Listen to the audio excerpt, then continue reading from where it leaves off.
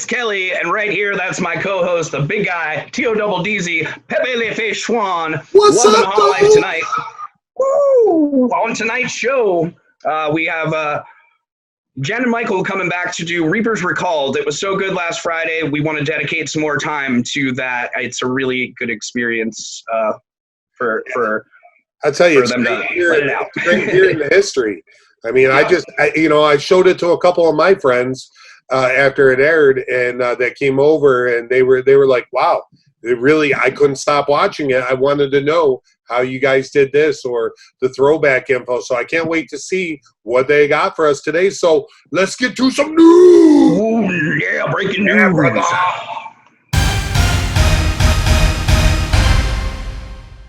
Okay, we're ready now? Okay.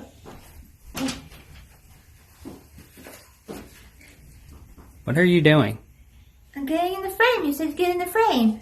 That's not what I mean. Oh. Okay. Now what are you doing? I'm putting my mask on so people don't get the corona from me. It's over the internet. They can't get it from you over the internet. Oh. Okay. Well, then, hi! This is my public service announcement. First of all, always make sure you buy shoes that fit on your feet. They should fit. Now, people tell me sometimes that I'm supposed to have really big shoes. It's a lie. You want to fit your feet or you get blisters.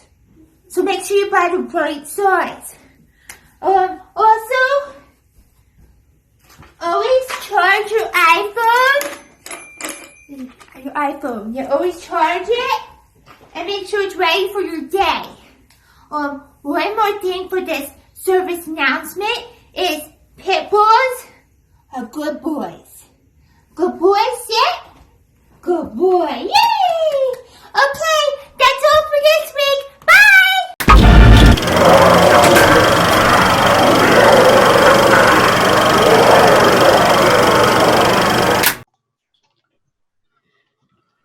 What's up, everybody? Michael Bellardi here with the Reaper's Revenge Recalled and my lovely co-host, Jen Marino.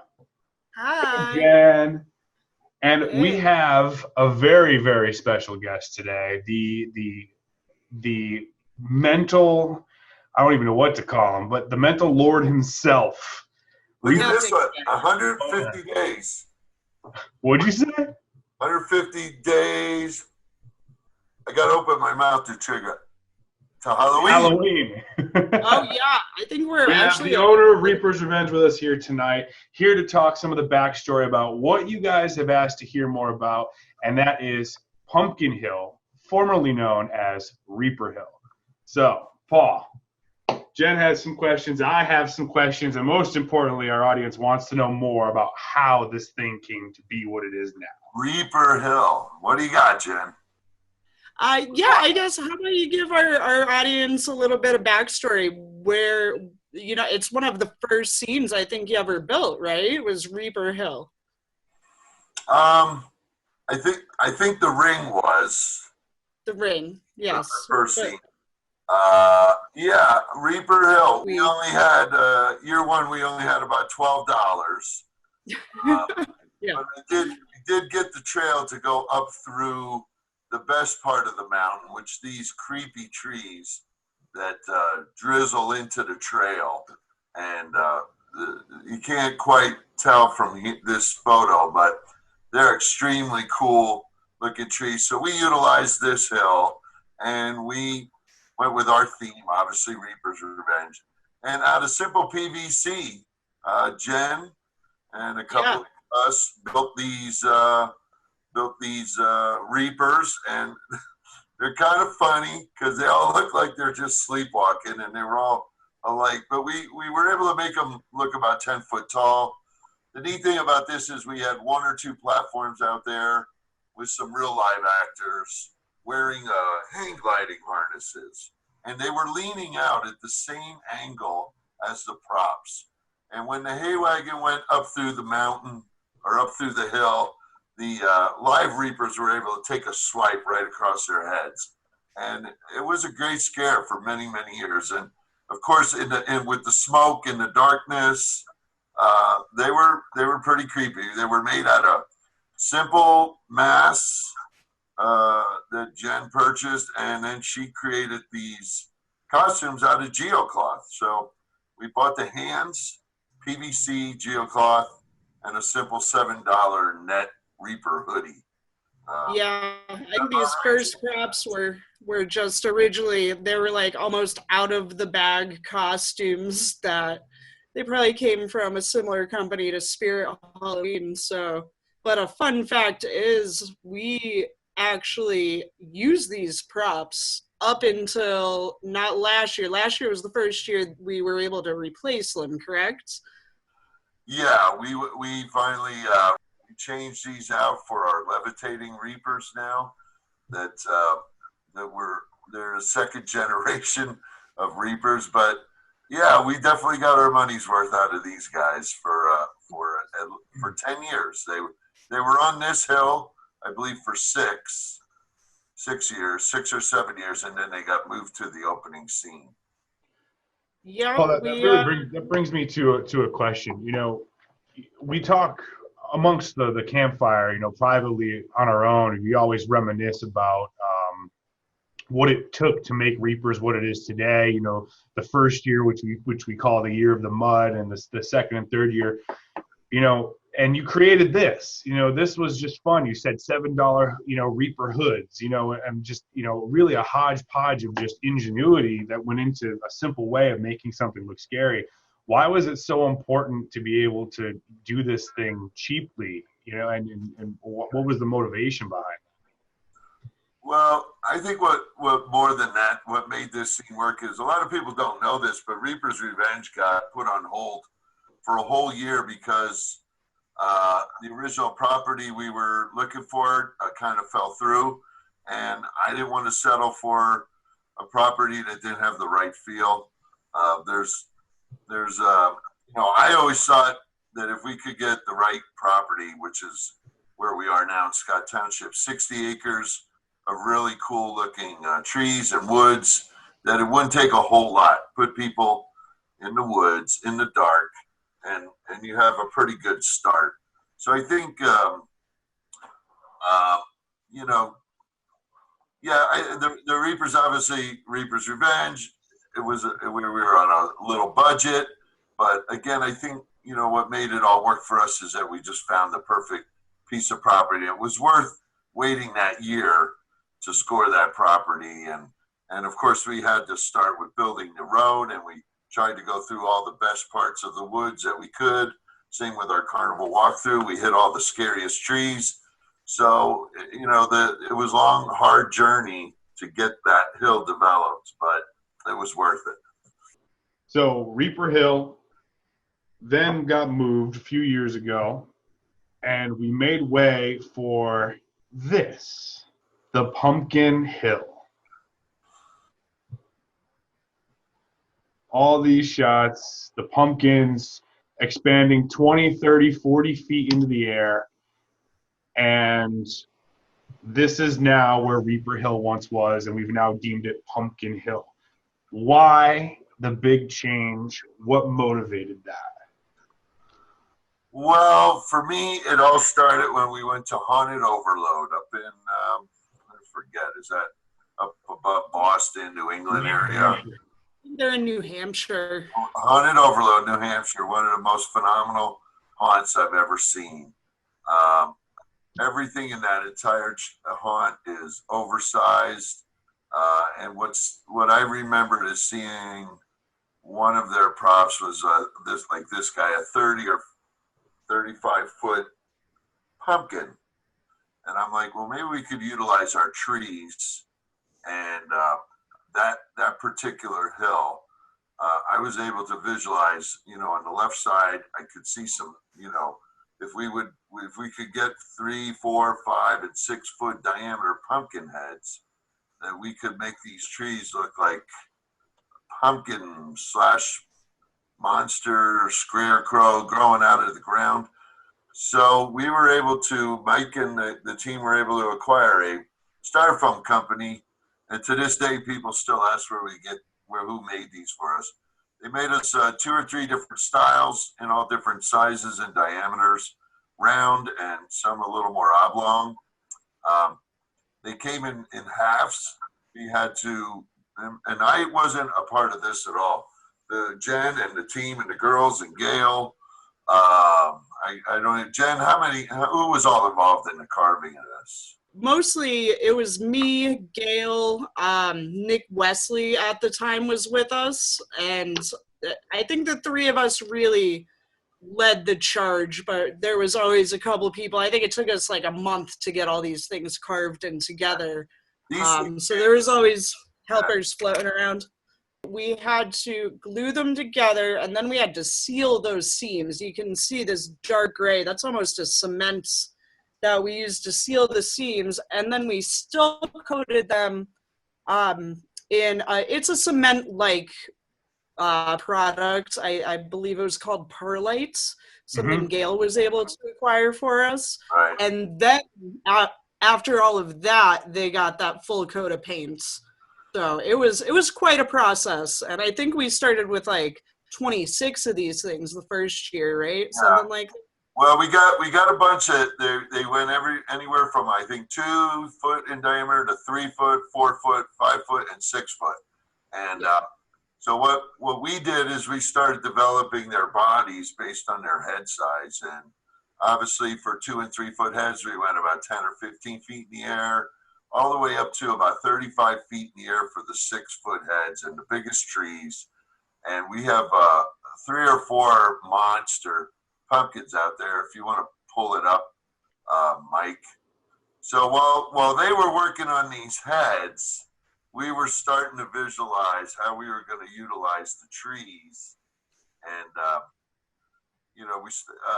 couple of guys. You were really the masterminds behind that. There was like days of you standing out in the woods, and you'd be pointing and trying to convince us that what you were seeing was what we were seeing. And I remember it took a while, but it was fascinating watching you really take a creative charge there. That was always a great memory for me. It was also terrifying. It was the right kind of trees that we could, use as a base, and then other trees we cut halfway through and crossed them over and used twine and rope to connect them. And then, of course, we got the heads mounted, and at first the heads were mounted, and I didn't like them because they weren't looking down at the hay wagon. So we literally went up and changed every one of them so that we took a little more time to make sure they were staring deep into your soul as you're sitting on the hay wagon. And then Jen and Kelly went back up and put all the burlap and vines and everything to make these things look like they had some clothes. There's some of these pumpkins actually, they have kneecaps and feet and hands, and all made out of trees and branches. And this one here obviously was the very first big one that I built, and he's still my favorite. He's got to get those trees are almost done, so we got to reconstruct him this year. But it's one of those scenes. We only have 1 or 2 minor scares in the scene. People just, I think you can see the moon. We put some smoke and some sound in this scene, and you really just get totally immersed. It's just amazing. And as you go up the hill and look out the back of the hayride is the best view. That's some of these views you're going to see as you turn back around. So it's 360 degrees of pumpkins, no matter which way you're looking. And at any one point, as you're going up the mountain, there's at least a dozen of these things staring at you, all different sizes. And you don't realize the size of this guy. Not to mention, we're getting this lift up there with these massive heads.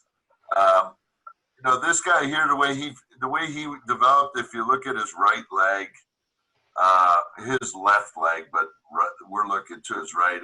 It almost looks like he's moving forward, walking up the hill.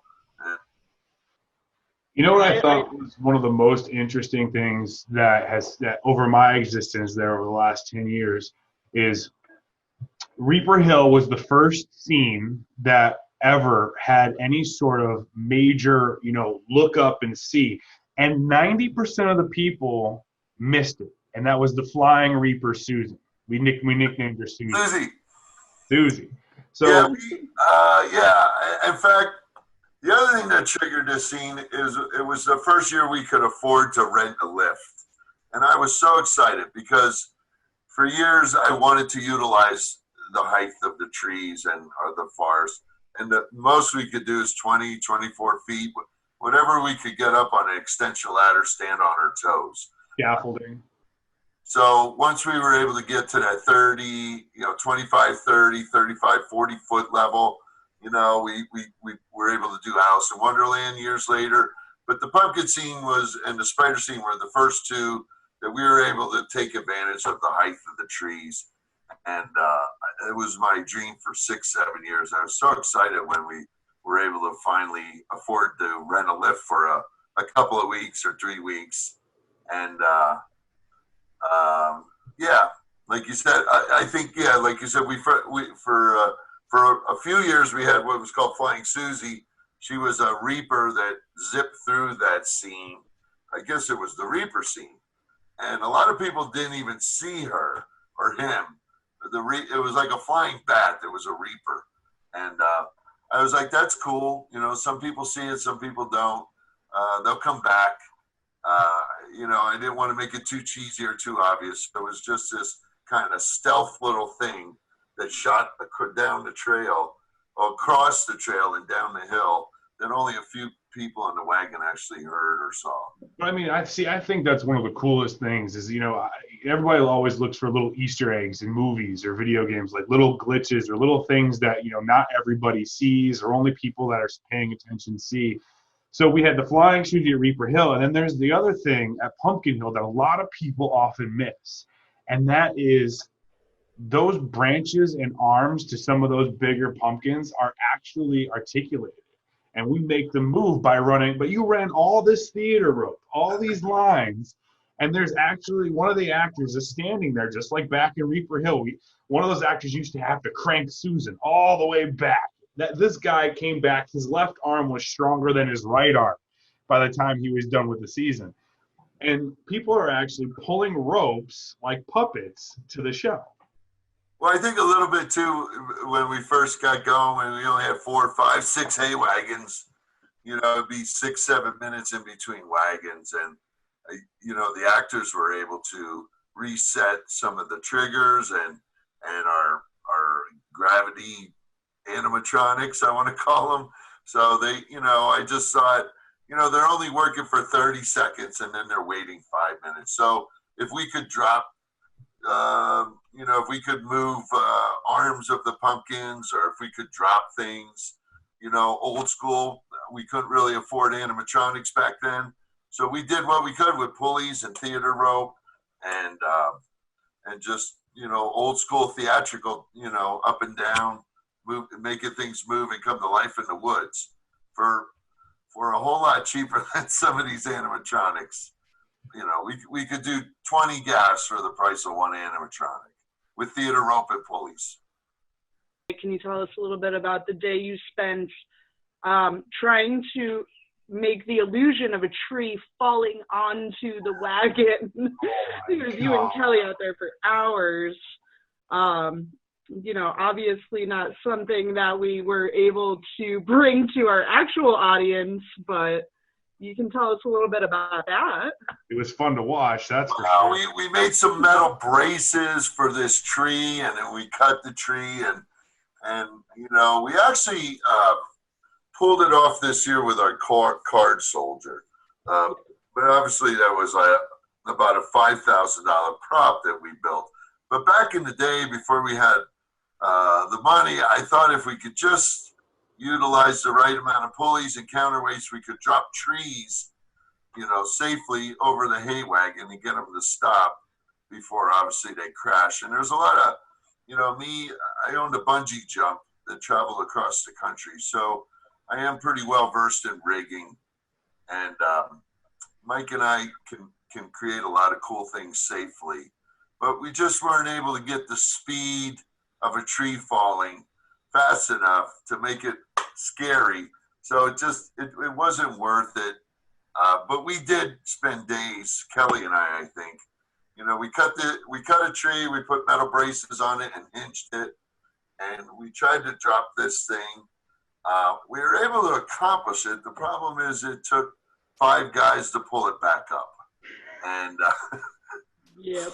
so it wasn't practical, but I still may do that, Gaff, so don't test me on that one.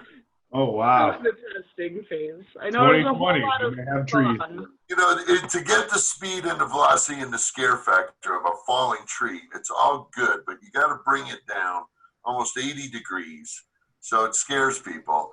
The challenge then is like to get it pulled back up, you know, without using motors and winches and all that other stuff. So we've had a lot of crazy ideas that just, you know, didn't become practical, didn't work in our budget. And what we learned is sometimes some of the coolest things we have done, like the ring, and the pumpkins, even though we spent quite a bit of time and money on the heads, you know, some of the coolest things we've done up there were just being creative, using what the mountain gave us to work with. And, you know, a lot of that stuff so much better than animatronics to me. You know, you put the canvas in the backdrop in these scenes, and you put our killer actors in them, and yeah, you're gonna have a Class A haunt. That's how I feel. And I think that's proof within the pumpkin scene itself. You know, you said it best. You know, we created something on our own. You know, we didn't need any animatronics. Everything. I thought a lot of people don't realize those pumpkins. You know, yeah, we bought the styrofoam, but a lot of them were handcrafted, painted. The faces are all customized by people like Jen, Kelly, Nick Wesley when he was with us. And I mean, that's just one of those things. People are like, where can I buy them? Like, you can't. You know, you can maybe get big pumpkins, but you can't. You can make your own face. But that's how all of those came. And everybody asked me, where'd you get them? Can you get me the name? And they get beat up, you know, trying to get them up and down every year on that lift. And I think after 4 years, we redid them, brought them down, and Jen recoated them, fixed broken teeth. You know, some of the trunks were broken, so we refurbished them, and you know, they've got 2 or 3 or 4 years left in them. But yeah, and you really got to take care of these things because No doubt they really are just styrofoam, and you know, it doesn't come out without a lot of work. Do you have that picture from the day that I think Paul made me cry? One of our guys came back. Paul was out there putting up the pumpkin scene. Everything was going well. Was having a smooth, productive day, and one of our techs came back and they just quietly, Jen, Paul dropped a pumpkin. I thought that branch was going to clear, and of course it went right into, you know, that branch fell 30 feet right onto a pumpkin head. We turned them into Humpty Dumpty. Yeah, I jumped on a golf cart. I'm like, all right, you know, I've seen some broken pumpkins, teeth, eyes. I've had to glue it all. I'm like, it can't be that bad. I get on a golf cart and I get down there, and it was way worse than I expected. Turned them into a jigsaw puzzle, and 2 days later, Jen had them all patched up, looking brand new, and we got them back up in the tree. So. But I think that pretty much does it for today, guys. I want to wrap it up, and thank you, Paul, for coming on the show and kind of reminiscing with us on all this. And we have one last question for you, and that's: do you have anything to tell us about 2020? Thank you very much, Paul, for joining us. Jen and I have a really exciting thing to tell you guys for next week. Next week, we are bringing on our mad scientist, Andy Gregory, our pyrotechnician, as well as one of our tech wizards. He's actually going to be going over some of the numbers of Reaper's Revenge, Paul, and I hope you're excited about that because he's going to be telling us Reapers by the numbers, as well as some before and after pics of how Reaper's Revenge came to be. I can't wait for that episode. That'll be fun. It will be fun. All right. If I know Andy, it will be very thorough, and I think I will even be shocked at some of the numbers he brings us. I've heard him talking about this for like a year now, so I know he's got it planned. I'm pretty excited. He's already really excited. He just emailed me a whole bunch of photos and a whole bunch of information. So we'll have him on next week. Until next week, we will see you guys then. Have a good night and be safe.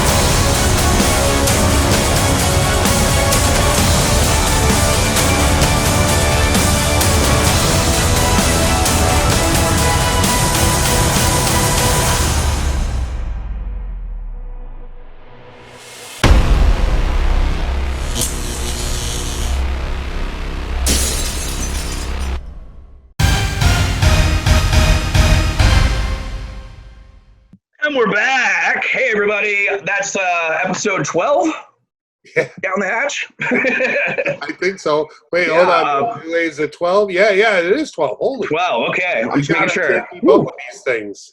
Yeah. It's also Sunday the 26th, right? Yeah. Okay.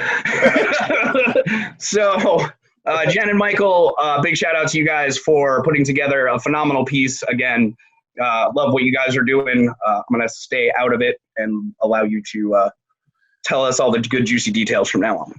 Yeah, it's just really cool that they're really bringing back all the different parts of things that sometimes that was cool, but then we forget everything that went into making it so cool. So really cool job. I love that segment. Yep. So, well, thanks for coming out tonight, everybody. We'll see you next time. All right. So let's, we might have another week of staying home. But you're going to be safe. You're going to be safe because we're going to save Halloween. Yeah.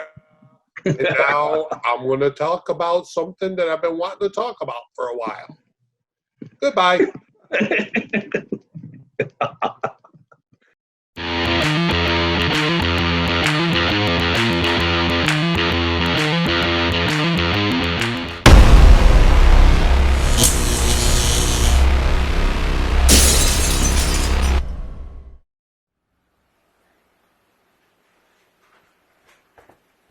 You still here? It's over. Go home. Go.